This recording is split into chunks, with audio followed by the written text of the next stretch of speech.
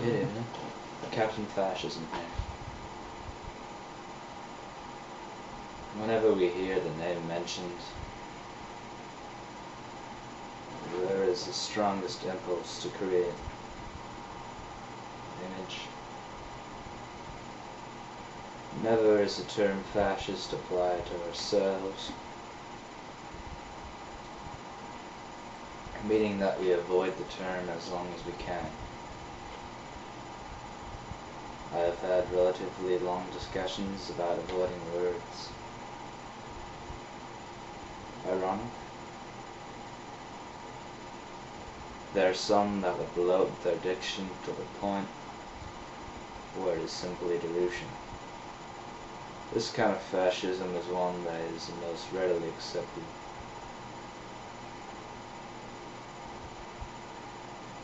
There is another kind that isn't even accepted. It's subconsciously taken and eaten. It's like the nitrogen and the CO2 you breathe. It's like being locked in a room with no one for yourself for 4 hours. As we swept beyond the forest and everywhere, men, armed in nothing but their certitude, tried to detain us, but I told them it would not be so. I told them that they would have to take my God first, and they did. Because God has never been there for me. Yet on that night we had a very steamy love affair. And it sounded something like this.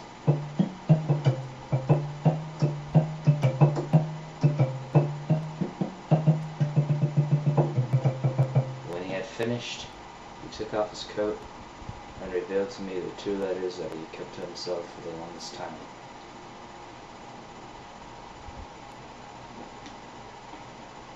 They were unintelligible, like everything else of religion. They were a scale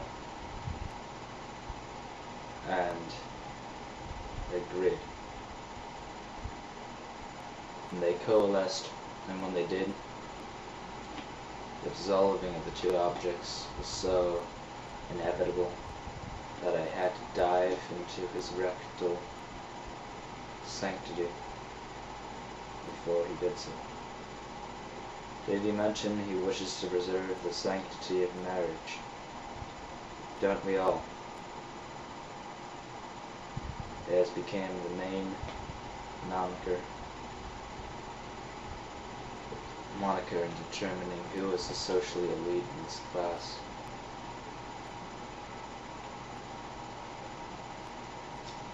When failure is so likely, it is still defined as such.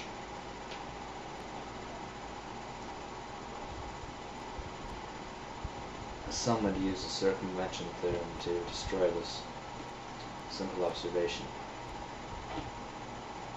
which I really am confused at, because destroying observations is not a noble task.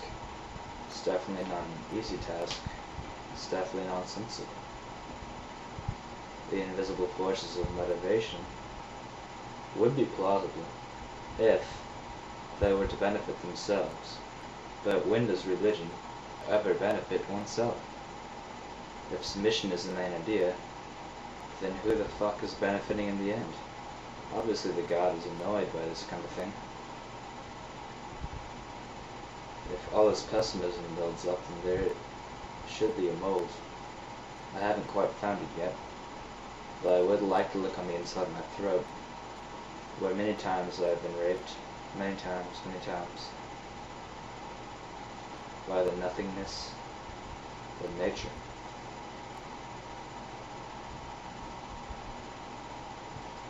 Times that I would endeavor to place myself at a high enough position to condemn that kind of thing would be at the time where I lost all personality. Until then, we must refrain from becoming nothing but antagonisms. Antagonisms where nothing but hatred and haughty scolding down can flow forth. I do not wish to uphold the sanctity of marriage, because one, there is no such thing as ownership in marriage, and two, the entire idea has been destroyed in observation and does not exist in motivation either. So what is left? Resentment. And why that is so attractive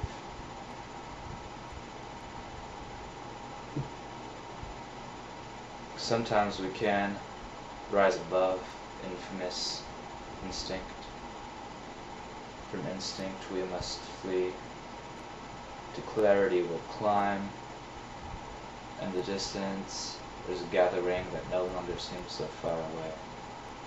So the words of Davy Havoc, and they flow as freely as do the motion that comes from such bravery.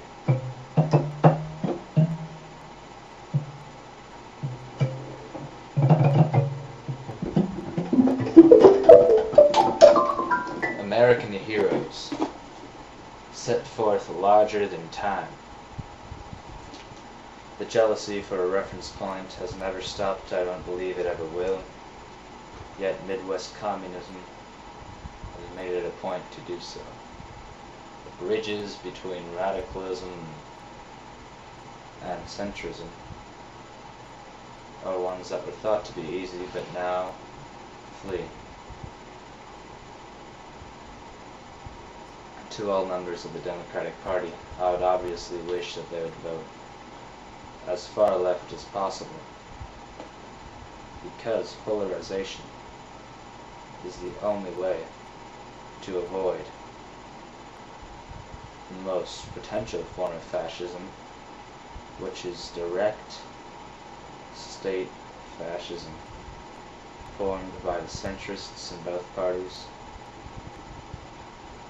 There needs to be a sense of radicalism versus a sense of centrism. Because if centrism means conservatism, then all the conservatives should be grouped together, and then all the radical abolitionists should be grouped together, so that each could have their proper voice. But we are actually thrown into a dead state of fascism, where nothing can be attained, nothing can be attained. The anxiety is set forever, and it never rots, because we have the antidote, which is individuality. I'll leave you with this. Ideas are ideas regardless of the producer. My face should be disappearing right now, yet it isn't.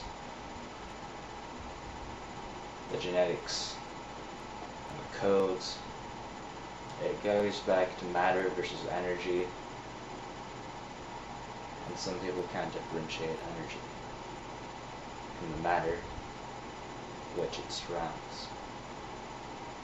You'll never be able to block out the sound of my voice or the image of my face.